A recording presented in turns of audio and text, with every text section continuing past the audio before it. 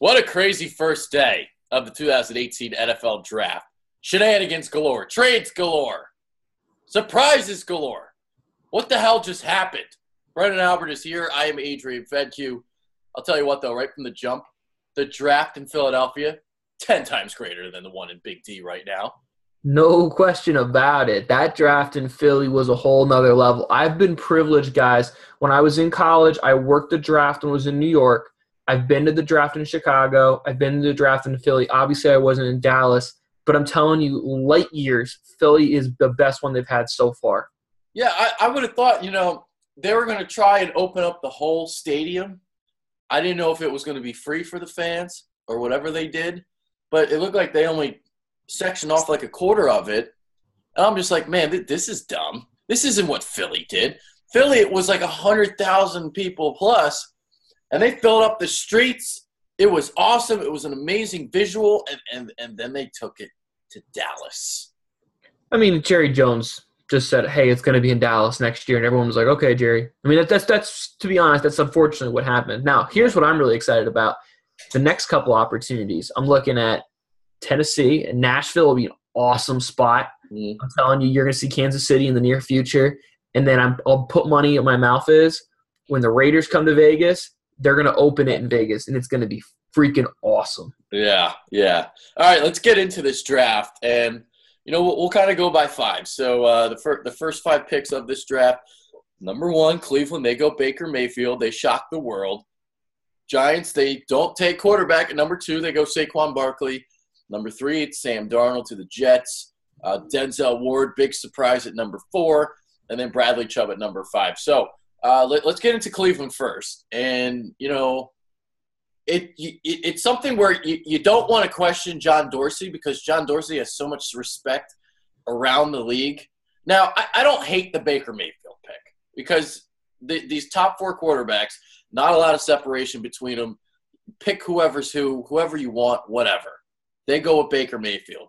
Denzel Ward's the one that was the big surprise for me, where you have Bradley Chubb on the board. I get they need a cornerback, but Bradley Chubb, I mean, he was a top three player in this class. It was Barkley, Quentin Nelson, Bradley Chubb all day, and they go Denzel Ward. So what are your thoughts on what Cleveland did? I don't have a problem in the slightest with taking Baker not at one. That's my issue I have here, okay? So the way I look at it is Baker, Allen, and Darnold. I think all three of them are pretty close. I don't think I could really make a huge argument. But at one, Allen and Darnold, I would have preferred either one of them. But if you really like Baker, and if Cleveland really thought, hey, the Jets might take Baker at three, take him at one, I'm okay with that. I don't love it, but I can live with it. At four, what the fuck are you doing? I mean, here's the truth here, okay? When you take a corner in the top five, you think he's the next Deion Sanders. That's what you're saying because there are so few true lockdown island-based corners in the NFL. If you take one in the top five, that's what you think you have. And if you do, okay. But here's what you're also saying. You think that he's going to be a Hall of Famer because Quentin Nelson and Bradley Chubb absolutely have the ability to be all pros, and they were on the board at four. So you're telling me that you think Ward is a Hall of Fame level player and is going to be a better long-time pro than Bradley Chubb and Quentin Nelson? I'm not buying what you're selling there, especially because I think it's a pretty deep corner draft. I mean, the Browns are sitting here on the clock right now for day two. They can get Isaiah Oliver, and boom, they could have gotten him right there, and they could have gotten Bradley Chubb. So to me at four, this is where Cleveland became Cleveland once again. Yeah, I was really shocked by that. And it's like no disrespect towards Denzel Ward. He is the best cornerback in this class. But Denzel Ward at cornerback, I mean, that's even a position that's so hit or miss too. And if you have a bust there in Ward and you're going to see Bradley Chubb terrorize Cleveland from Denver's perspective, I mean, whenever they play each other, man, it just makes you back to all the things that they've done since 1999, 10 straight losing seasons, one win in their last 35 games. John Dorsey better have gotten this one right because this was his first draft in Cleveland. Man, he better get it right. And before we move off the Browns here, Adrian, Baker Mayfield's not Johnny Manziel. All right, let's stop this rhetoric because he's not the same. Really, he's not. The thing I love about Baker is his big attitude and big confidence. He's exactly what the Browns need, to be completely honest. They need someone who has blind faith that says, look, get on my back, we're going to fix things, and I'm going to lead the charge. That's what the Jets did with Jamal Adams last year, and there's a big reason that culture made a huge shift there in the Jets. So with Baker, I'm okay with it at 1. Do I love it? No, but I'm okay with it. But at 4, that's where the issue is. Yeah, I mean, with Baker, bigger arm than you think. He's got the ability to ad-lib. He can protect the ball. He's definitely better at reading coverages than Johnny Manziel. So I don't think he's Johnny Manziel at all. And I loved your comparison of Jeff Garcia. It's funny because Daniel Jeremiah must have been listening to our show because he said the same damn thing last night. By the way, I was watching were you watching the Fox broadcast or are you watching the ESPN one? We were watching ESPN at Topgolf. Oh, okay. All right. Yeah, I had the Fox one on. Like the ESPN one is rough for me now. It's give me Daniel Jeremiah, give me Mike Mayock all day. Yeah, I'm with you. Yeah. All right. Giants, number 2. Did they make a mistake by passing on a quarterback?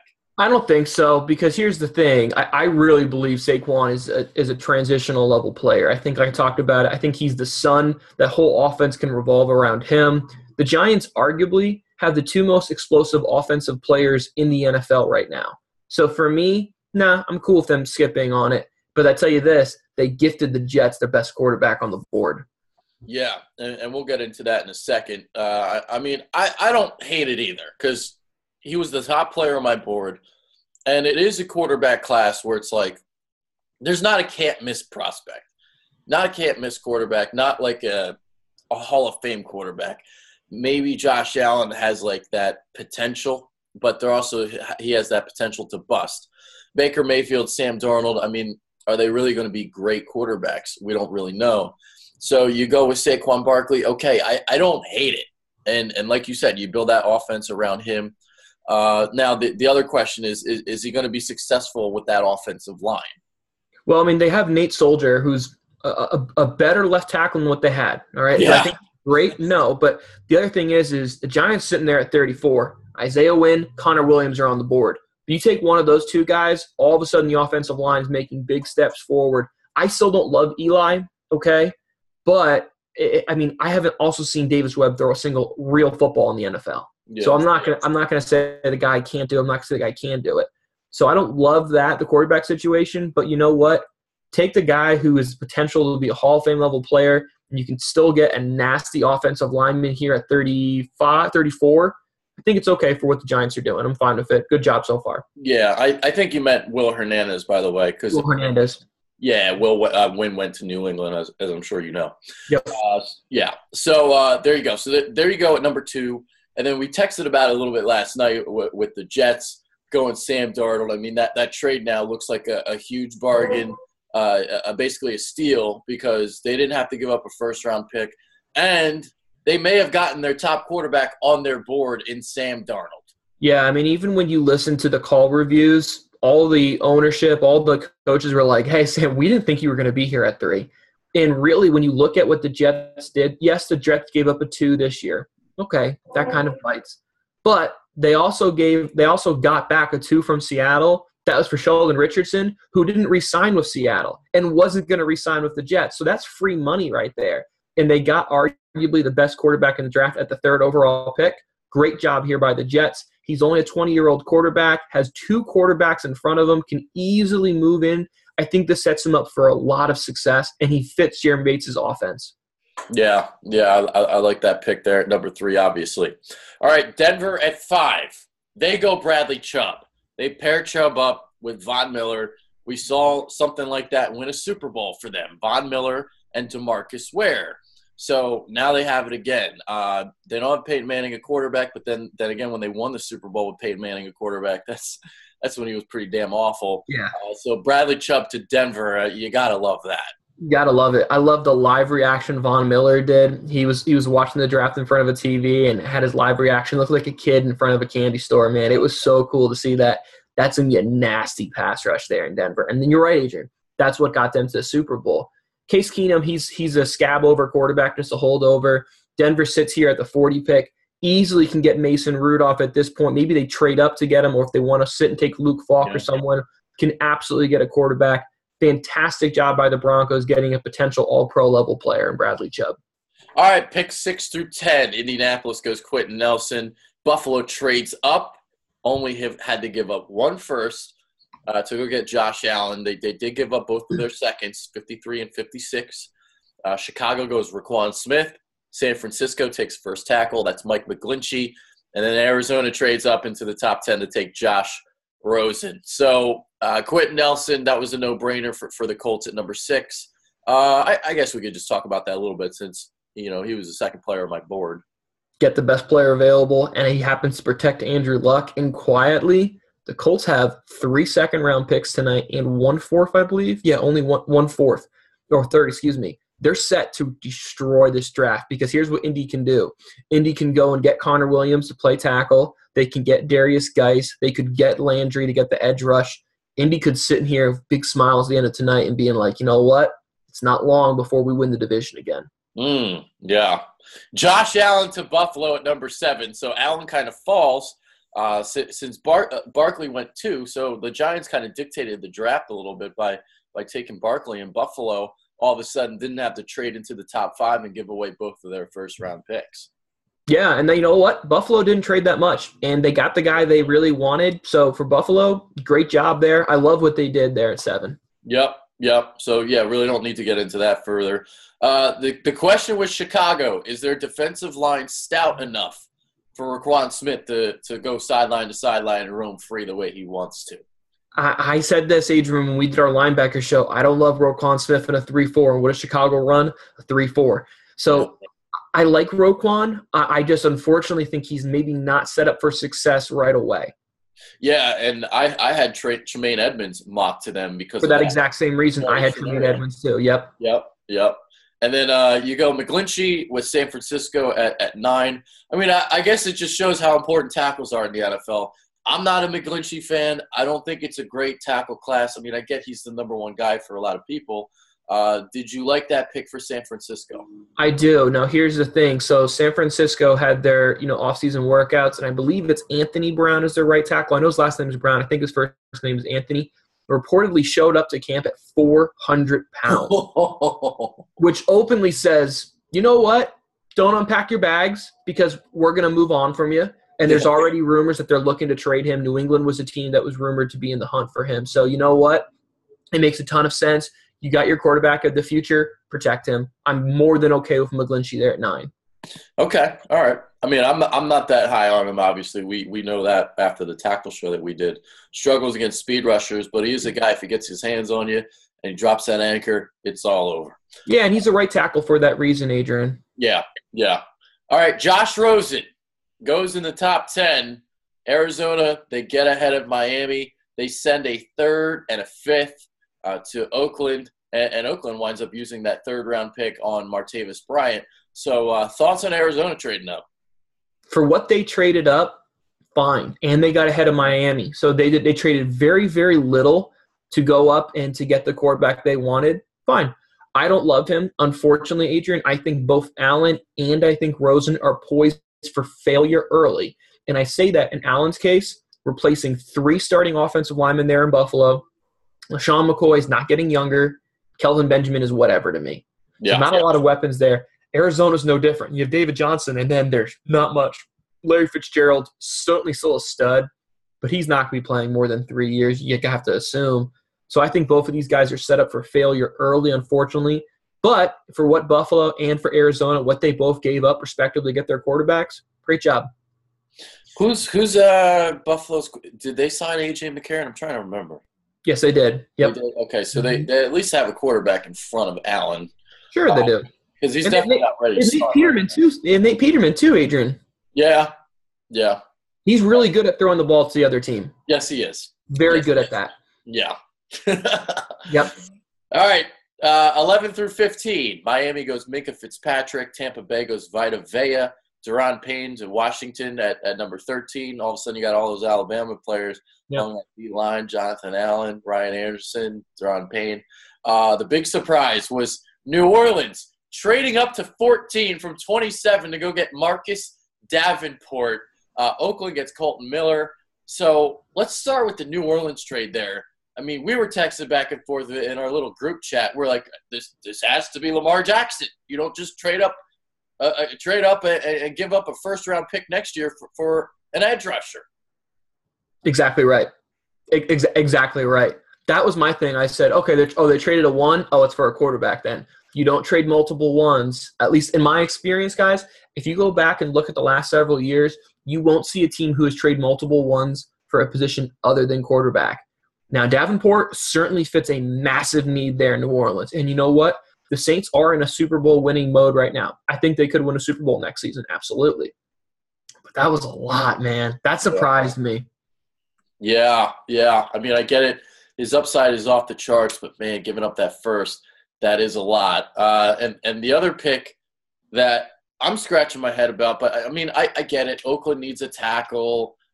But Colton Miller, we did the film study on him. There's not a lot of good. I wasn't high on him. Maybe we're wrong about him. We'll see. You got to replace Donald Penn, but Colton Miller at 15. What are your thoughts there? Man, I'll be honest with you. This might have been the worst pick in the draft. And the only reason it's not the worst pick in the draft is because the Raiders traded down. There's no question in my mind. The Raiders wanted Mike McGlinchey. 100%. They wanted Mike McGlinchey. As soon as McGlinchey went right before them to San Francisco, picked up the phone and said, hey, who wants to trade up? Let's go get a tackle later. So I'm okay if I'm trying to be positive, Paul. I like the fact that we got our tackle of Colton Miller, who is absolutely unbelievable athletic. You traded back. Essentially, you got paid to take him. Fine. But you know what? Connor Williams is still on the board. And you're sitting there at 41. I would have rather the Raiders, and again, I'm playing the hypothetical game, but I would have rather the Raiders taken Connor Williams. I think Connor Williams is a much better prospect. Colton Miller, he's so freaking stiff in his hips, his knees, his ankles. I really struggle with this pick, man. I hated this one. Yeah, I'm with you. I mean, I'm not a Colton Miller guy, so there's that. All right. I guess the only other question here in the 11 through 15, did Tampa Bay really need Vita Vea? I mean, if one thing they addressed the defensive line this offseason, and they signed Bo Allen. You got Gerald McCoy. Did you really need Vita Vea? No, I don't think they did, but, I mean, they traded back to get him. I think Vita Vea is a top 10 player fit, especially for his ability to run stuff. Now, I mean, Gerald McCoy can know that, hey, I got a really good dude next to me. I thought all day this was Derwin James. I really did. I thought this was every mock draft, even picking at 7, had Derwin James going to Tampa Bay. Yeah, and when Tampa traded back and he was still on the board, I was thinking, man, Tampa might have just won this draft, but didn't get him. Now, here's the cool thing about Tampa. Let me double check this. Tampa's got they have 3 second-round picks tonight. So Tampa is very similar to Indianapolis, and they're in a spot where they can walk away from tonight with a lot of good players. Yeah. All right, 16 through 20. Tremaine Edmonds, Buffalo trades up. So they still had that 22nd pick, so they trade up. I believe they gave up a third to move up to 16, move up 6 spots. Derwin James, the aforementioned safety that we just discussed, he goes to the Chargers at 17. Jair Alexander, maybe a minor surprise at 18. I don't know if a lot of people thought he'd go that high, but Green Bay, they go cornerback. Dallas, they go with Leighton Vander Esch. So you had 5 teams that took him off their board because of a spine issue. Well, it doesn't deter Dallas from taking him. And then Frank Ragnow rounds out the top 20, center/guard from Arkansas. I think that's where he went. Correct. Yeah. So, all right. We'll start there with Tremaine Edmonds at 16. I'd say he probably has the highest ceiling of maybe any player in this draft. You know, when you're 19 years old, you got a couple years ahead of people. So, honestly, in 5 years, Adrian, we could be saying the Bills won this draft by a mile, or we also could say they lost it by a mile because both of their picks, they got a stud quarterback, they got a stud linebacker, or you could say they have an inaccurate quarterback and a linebacker who's too young to really know exactly what he is. Depending on how you feel about Buffalo, you could be loving it, or you could absolutely hate it today. I'm okay with either way, but I think the upside in Buffalo is through the roof. Yeah, and I talked about it, leading up to the draft. The 2 players with the biggest boomer bust potential, that was Josh Allen, Tremaine Edmonds. And they got them both. Like you said. I'm So with you, man. I'm with yeah, you. yeah. I do like him in Buffalo because of Sean McDermott. Being a defensive kind of minded coach, I think he'll kind of know how to use him. Off the ball linebacker, pass rusher on third down situations, sub package versatility. So I think McDermott will know how to use him. And I'm not as big on Edmonds as I am Raquan Smith, but I think for a situation for Edmonds' sake, I think Sean McDermott pairing up with him, I think that's good for him. I'm with you on both of those kind of points there, Adrian. I'm with you. Yep. All right. Let's see. Jair Alexander. I don't think we really need. All right. Let's go with Leighton Vander Esch here at 19. That was my boy heading into the draft, and who I would have liked the Eagles to get, but I would have been a little bit surprised had he fallen to 32. And then you hear the medical and what was going on with that. So Leighton Vander Esch, he goes 19. Well, before I get there, I want to talk real quick on Jaleel Alexander. All I think right. he's Yeah, the sure. most fluid man coverage corner in the draft. It is certainly something the Packers needed. And you know what? The Packers got a future first to take him. So Yeah, what sure. the Packers did, the Packers have a ton of picks over the next couple of days too. They're just stockpiling. Green Bay is going by that approach of, hey, one of these picks has to hit. One of these guys has to be a stud. So I like what Green Bay did there. Now, Adrian, back to your point of what you were talking about, Leighton Vander Esch. Dallas has got a lot of faith, man, in that medical staff. Jalen Smith, Vander Esch. Yeah. Very similar situations. A lot of teams openly said we're taking them off the board, and I'm okay with both. I would argue that if both of these guys hit, they might have the most athletic linebackers in the NFL over the next 5 years, which as Eagles fans is very unfortunate to say. But the thing I completely understand the frustration, you had Calvin Ridley sitting on the board. And Dak Prescott needs a receiver who's a route runner and can separate. I personally would have rather the Cowboys taken him for the progression of Dak Prescott, but I totally understand why Vander Esch was the pick. Yeah, I understand it, obviously, and, I'm really high on him. But, yeah, you're right. Calvin Ridley, I thought they were going to run up to the podium and take him. That's where I thought they were going, and they didn't. So, okay, whatever. Whatever, Dallas. So 21 through 25, we got Billy Price, center from Ohio State. He goes to Cincinnati. Rashad Evans to 22 to Tennessee. Isaiah Wynn, they drafted him as a tackle.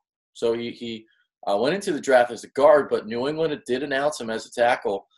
So there's that. Carolina, they go DJ Moore, wide receiver from Maryland. So he's the one that goes first off the board and not Calvin Ridley. And then Baltimore, Hayden Hurst. So Isaiah Wynn, we'll start with him. Do you think he can play tackle in the NFL? I do. I think, honestly, the Patriots have the best offensive line staff in the entire league. So if there's a team to say, hey, I think you can make him a tackle, I'm cool with that. I think the one pick we didn't talk about, Adrian, that was the biggest no-brainer, Derwin James there to San Diego. I mean, Gus Bradley, he was the defensive coordinator in Seattle, runs that 3-4 strong safety. Who reminds you most of Cam Chancellor? Derwin James, all freaking day, man. I mean, that was like a no-brainer. When he was on the board, I was like, we can write this one in. Yeah. But, Isaiah Wynn, he's a stud offensive lineman in New England. You need offensive line help. Great plug-and-play situation there. Yep, and, just to kind of touch on Derwin James there, I mean, you can line him up as a will linebacker, spent a lot of time near the line of scrimmage at Florida State. So, yeah, basically exact replica of Cam Chancellor.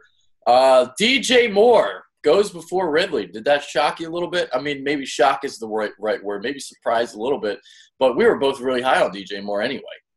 I had Ridley ahead of him, but it was a 1A, 1B situation. I'm not surprised in the slightest. DJ Moore is a little bit faster, a little more explosive than Ridley. You look at his combine numbers, and he's 20 pounds heavier, and he's several years younger. So I totally understand why DJ Moore went ahead of him. Doesn't surprise me. I think both of the center picks make a ton of sense. Frank Ragnow and Billy Price, upside, are both can be outstanding. Both guys that dealt with injuries, so that's why maybe people weren't talking enough about them, but both of them are just absolute monsters. Rashad Evans, Titans traded up in front of the Patriots to take him. So this was obviously a Mike Vrabel situation saying, I know what Bill values, and this is absolutely him. I have to get in front of him. So I thought that was a great pick there by Tennessee. And then we'll talk about your Ravens for a second. So they trade up like 37 times. Well, they trade back like 37 times. So how many times was it? They went from 16 back to what, 22, and then 22 to 25? Is that what it was? Exactly right. Yeah. Mm-hmm. Did you like the pick, Hayden Hurst? I don't love Hayden Hurst, and I only say that because the 3 tight ends with Hayden Hurst, Dallas, and Gesicki. Yeah. I mean, I'm kind of like splitting hairs with all of them. Yeah. So personally, for me, I would have just said, hey, you know what? I'm cool with any one of these 3. Let's wait till 1 or 2 of them go, and then let's take the third one. I don't love being the trendsetter, but the upside, as Chris Sims from Bleacher Report said, this guy is trying to kill you. He is physical. He is nasty. He wants all of that. Yeah, he's 25 years old. So if you're going to be the negative Nancy, you're going to say, oh, he's a little bit older. How long's his career? Flip side is, it's not like he's been playing 25 years football. He's been playing Major League Baseball. So his body doesn't have the same wear and tear. I like it. I don't love it. I would have rather the Ravens taken Ridley, but I'm okay with it too. It certainly is a need there. All right, let's run down the rest of the first round here. Atlanta, they pair Julio Jones up with Calvin Ridley. Seattle, big surprise here. Rashad Penny goes in the first round, running back from San Diego State. They elect to not go tackle either. Surprising. Pittsburgh, Terrell Edmonds, the brother of Tremaine Edmonds, safety from Virginia Tech. Tavin Bryan from Jacksonville, goes to Jacksonville. 30, Minnesota, they take Mike Hughes, cornerback from Central Florida. Sony Michel goes to New England at number 31. And then we had a trade at 32 where Lamar Jackson goes to Baltimore. So let's kind of get into some of these things. Calvin Ridley goes to Atlanta. What are your thoughts there? Best player available. Let's not overthink this sometimes. Hey, wait, Calvin Ridley's still on the board? Done. We're taking this guy. Move on. Not much to talk about for Atlanta. Great job. Yep. And then Seattle, don't take a tackle? Interesting. I think Russell Wilson is wondering, are we going to ask Penny to put on 60 pounds and play left guard? Because that's the only way this makes any sense. I was cool with Seattle trading back. Didn't have any day 2s or day 3 picks. Totally cool with Seattle trading back. I saw the need there. But then you drafted a running back that arguably would have been there in the 3rd round. Yeah. I don't get this at all. That offensive line need is so freaking obvious. If you wanted to go defensive back and get a guy like Josh Jackson from Iowa, I would have been okay with that. Shit, if you wanted to go Taven Bryant to replace Bennett, I could have lived with that. But a running back? What the shit, man? I mean, look, Russell Wilson is going to be eating food from a straw at the way how poor this offensive line is in Seattle. This was the most painful pick until the Pittsburgh Steelers got on the clock. Yeah. Terrell Edmonds. I mean, you want to talk about a guy that would be available in the 3rd round most likely. Pittsburgh, I mean, they gave up a lot of big plays last year. Didn't get a lot of help from their safeties. But this one, I don't know. You had Justin Reed on the board too if you wanted to go safety. Clearly they thought very, very highly of Edmonds to take him in the 1st round. This one's a head-scratcher to me. The only reason that I like Seattle's pick more than the Steelers is because Seattle traded back and made a bad pick. Pittsburgh stayed put and made a bad pick. Oakland traded back and made a bad pick. And these are all my personal opinions, guys. But Edmonds was a guy, if you like Kuiper, McShay, Matt Miller, Daniel Jeremiah, Bucky Brooks, whoever you like as your draft experts, most of these guys had him in 60 to 100, and they drafted him at 28. I was blown away. This pick I was like, oh, okay. But then again, me as Baltimore Ravens fan, I'm the only guy in the bar cheering. Well, we were definitely cheering for Ryan Shazier because that was a very emotional moment, seeing him walk out to the podium. I thought that was very, very cool. Yeah, I thought that was a really cool thing too. It wasn't a dry eye in Dallas. All the shots they were showing, and you could just tell it was really emotional. So that was really cool there. I know this is sounding petty, and this is probably sounding really rude, but when he was walking there, my first thought was, God, I pray Pittsburgh didn't make him say they drafted a linebacker. Like, I really thought that would have been like a massive dickbag move. Mm-hmm. And fortunately it wasn't, but at the same time, I wouldn't have been surprised if Pittsburgh wanted to go linebacker. I don't think there's anyone on the board. Yeah. But that was just like my one kind of like heartfelt feeling. I was like, don't do that. That's really, really messed up. Yeah. 30, Minnesota, Mike Hughes. I mean, I like him a lot, but did they really need a cornerback? Mackenzie Alexander, Xavier Rhodes, Trey Waynes. What do you think? I mean, I don't think they needed one. I think Mike Hughes is certainly better than everyone except for Xavier Rhodes you just shared there. And that's just a best player available situation. But you just put all that guaranteed money on the table for Kirk Cousins. I much rather would have drafted an offensive lineman here. Yeah. But I'm okay with that. In Jacksonville, they just went with, hey, let's take best player available. David Bryant's a guy we think we can move up and down the line. And maybe this is someone that, when Calais Campbell's contract comes up and we don't want to repay him, plug and play. I'm okay with that for Jacksonville's standpoint. I would have rather a receiver or even Lamar Jackson there for Jacksonville, but best player available situation there for Jacksonville and for Minnesota. Yeah, that's what I thought. I thought they were going wide receiver or tight end. Give Blake Bortles a weapon. I mean, Yeah. you just lost Allen Hurns and Allen Robinson, so and your defensive line's already stacked and loaded. Right. I get it though, because Brian is a really good player, but I would have personally gone with a receiver. I'm with you, Adrian. I think Atlanta, Jacksonville, Minnesota, all three of those teams just said best play available. Boom, let's just take it and keep moving and figure out about filling holes later. But that's really what happens a lot of times at the end of the first round anyway. Yeah. All right, there are two players with medical problems. We discussed Leighton Vander Esch before, and that next one is Sony Michel, bone on bone with his knees. That was the report that came out. But he goes 31 to New England. And this is tough. I mean, because it just depends on what your medical staff says in the end of the day. As far as talent, and Adrian, you know this, Sony Michel was my second-ranked back. I like Sony Michel a lot. So as a talent, I'm not surprised he was taken in the first round. That bone-on-bone, I kind of did a mock, and I thought he'd probably go end of second, mid-second. But his talent tells me he's a first-round pick. I get why he went there, though. Yeah. And then 32, the Ravens trade up from 52 to 32. They take Lamar Jackson. I mean, obviously you like it because this is what you wanted.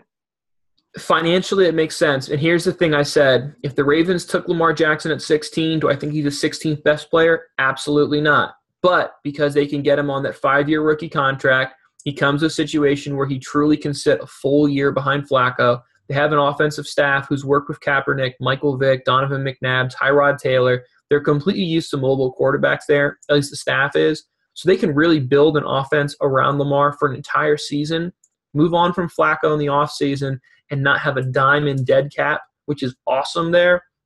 It just makes too much sense. The reason I love this, it took them at 32. They literally traded back as far as possible they could, kept getting money, kept getting picks, and then said, okay, now we can get him, and it wouldn't be a reach for us to take him at 16. Great job here by Baltimore, and a great job here by Ozzie Newsome in his last first-round pick. Yeah, and I also did like the value for Philadelphia. Yeah. Now, the only downside is you did move back 20 picks. I mean, there's a lot of good players on the board. Will you get one of them at 52? We'll find that out tonight. But they did get the extra second in 2019, and I thought that was key because I thought, okay, maybe you get a second and a third. Well, they got a second and a second. So I like the value for Philly. I'm with you. Yeah, I'm 100% with you there, Adrian. For the Eagles' standpoint, I think it's a fair trade. I don't think it's anything that one team gets really excited about more than the other. I think on the surface, you would say Baltimore wins the trade because the need for Lamar Jackson is so high. But from the Eagles' standpoint, look, I don't think anyone really thought the Eagles were going to take a pick at 32 either way. Yeah. I all of Eagles Twitter, they wanted Darius Geis. There were many disappointed Eagles fans, but I definitely think this was the right call. I think so too. And then when you get to 52, I mean, guys like Ronald Jones are probably going to be in the board, maybe DJ Shark, some of the safeties we like, Terrell Crosby. I mean, there's going to be a lot of guys there at 52, and you can still get in my opinion, a starter at the 52 pick for the Eagles this year. Yeah, and we kind of did this in our mock draft. Tackle depth is scarce. There's a drop-off at linebacker. This is where you go in the second. And it also wouldn't surprise me if the Birds trade up into the third round. I mean, you have that extra second-round pick now at your disposal for next year. I don't know if you dangle that, but I do think they might try to trade up into the third. We'll see. I think that's a very realistic situation too. Personally, I know it's not sexy, But if I'm the Eagles and I'm there at 52, I'm taking one of the Texas guys. Connor Williams, potentially be my left tackle of the future, or I'm going to go ahead and I'm going to take Malik Jefferson. I do think both of these guys are second-round level talent. Some people don't, and that's fine. But here's the problem. If you don't get those guys that second pick, you're not getting them in the fourth. And the tackle or the linebacker you get on the fourth will not be starters. And in my opinion, those are the two biggest needs for the Philadelphia Eagles. Yeah. All right. So that's it. That's our first round recap. That's Brennan Albert. I'm Adrian Fedke. You got anything else? Love it. Let's just keep going, guys. All right. There it is. We're out of here. Peace. Appreciate it, guys.